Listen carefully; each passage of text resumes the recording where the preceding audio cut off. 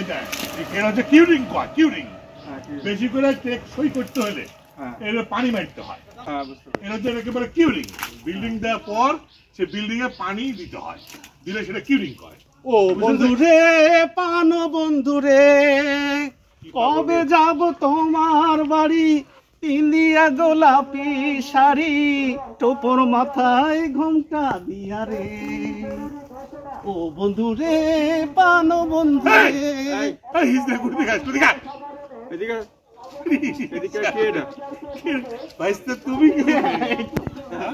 শোনো, তুমি কি কাহিনী, কি তোমার এই গান গাওয়ার কাহিনী? কাহিনী হলো একটাই, কারণ আমি দেখলো যে আসলে মেয়েরাই কিন্তু ভালো।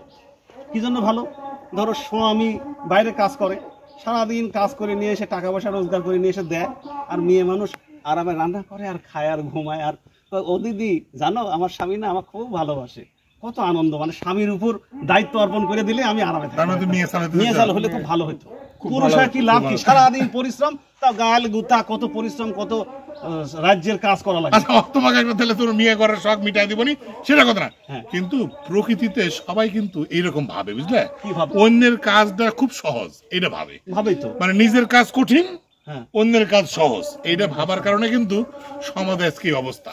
আমরা এই ভাস থেকে এখনই বুঝাচ্ছিলাম যে বিল্ডিং কে টেকসই করতে হলে কিউরিং এর দরকার আছে। হ্যাঁ আছে তো, আছে না? আছে। যত জল দিবে তত কিন্তু বিল্ডিং শক্তিশালী হবে, মানে যত্ন করা লাগে। প্রত্যেকটা জিনিসের যত্ন দরকার। এই যে বর্তমান দেশের রাজনৈতিক যে পরিস্থিতি, এটাকে যত্ন করে কিন্তু সামনে এগিয়ে নিয়ে যেতে হবে।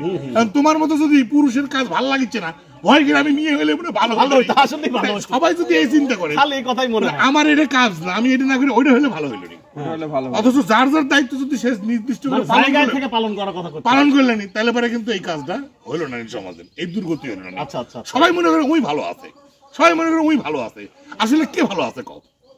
ওই যে কাকা একটা কবিতা পড়েছিল যে নদীর একুল কয় ছাড়িয়া নিঃশ্বাস, ওই কুলেতে স্বর্গ সুখ আমার বিশ্বাস। আসলে নদী কবিতার লাইনগুলো তো ঠিক করে হচ্ছে। আসলে এই যে কথাটা কইতে যাচ্ছিলাম, মানে যার যে কাম তার সেটাই করা লাগবে, সেইখানে কিন্তু কমফোর্টেবল বোধ করা লাগবে। যদি কমফোর্টেবল বোধ না করে অন্যটা হইতে যাও, মানে কাকের কাজ কিন্তু কাক, ময়লা পরিষ্কার করা, ময়লা খাওয়া, এটা করা। সে যদি এখন ময়ূরের চিন্তা করে পেখম মিলে ঘুরে বেড়াবো, তাহলে পরে কিন্তু হবি না। মানে যার যে কাজ তার সেটা করা লাগবে। কাক কিন্তু একটা মহান প্রাণী, তাকে সবাই ছোট করে দেখলে কিন্তু আসলে কাক কিন্তু ছোট না, সে কিন্তু একটা বুদ্ধিমান প্রাণী।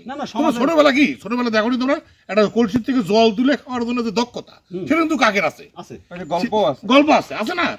কাক কিন্তু সমাজের ময়লা আবর্জনা পরিষ্কার, এটা কিন্তু একটা প্রয়োজনীয় পাখি, তাই না? এই দেখো আমাদের ডাস্টবিনে যে এত বাইরে গেছে ময়লা, সেটা কিন্তু কাক কমে যাওয়ার কারণে। যদি কাক বাড়তো তাহলে কিন্তু ময়লাগুলো খাইতে হতো। এইরকম সমাজে কিন্তু প্রত্যেকটা জিনিসের কিন্তু একটা প্রয়োজনীয়তা আছে, যার যে প্রয়োজন তার সাথে কাজ করতে হবে, না করলেই পারে কিন্তু বর্জ্য সমস্যা। আজকে তোমরা খালি যাই, আমি আর মহিলা হব না। তুই মহিলা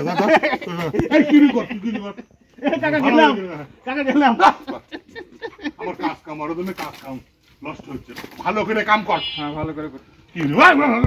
হ্যাঁ ভালো করে কর। ওইভাবে আরে বাবা করতেছি রে বাবা।